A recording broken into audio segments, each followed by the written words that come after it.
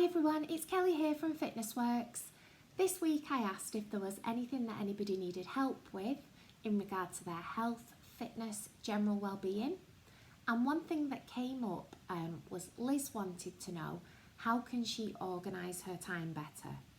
Now this is something that I absolutely love talking about because I'm a bit of a geek and I like writing lists and I like having a to-do list and I like systems and processes.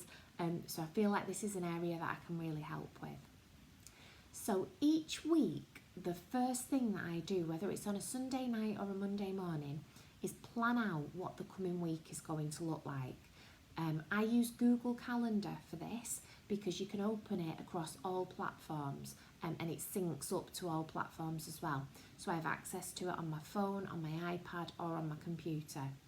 And every week I start off by making sure that all of my work commitments are in my calendar.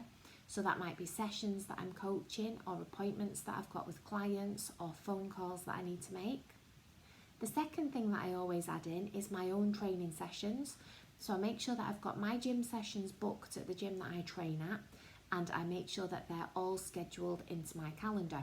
Because the thinking behind it is, once I've got it in my calendar, it's a non-negotiable. Once it's in there, I'm not going to delete it and I'm not going to double book myself or schedule something for a time that I'm not free. I also add in any appointments that I might have, whether it's things like doctor's appointments, getting my nails done, anything at all like that, make sure that's all in my calendar. Any appointments my little boy might have or any activities that I'm taking him to. Again, if that's health appointments, if it's swimming lessons, weightlifting, any of that stuff, get it all in the calendar so you know exactly what your commitments are for the coming week. Also, it's really important to make sure that you're setting healthy boundaries and that you've got a good work-life balance.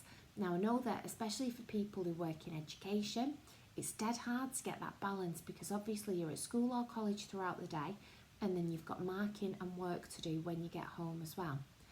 I find it useful to set a goal that my phone, iPad, computer is going to be switched off by a certain point in the evening so that stops me from working.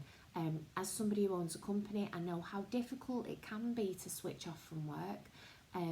So sometimes you have to force it and get things put in place to stop you from working when really you should be doing other things. They are a couple of my top tips for organising your time. So plan things in advance. Don't just leave it to chance. Personally, I love being organised and I like knowing where I'm supposed to be at what time. And I would actually be really stressed out if things were left to chance.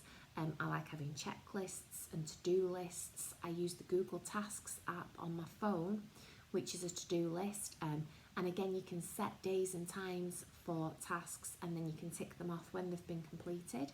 That also syncs with your Google Calendar as well. So it adds things into your calendar for you so you don't forget to do them.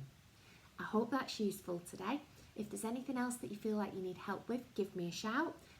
Otherwise, leave me a comment below. All right, thanks a lot. Night night.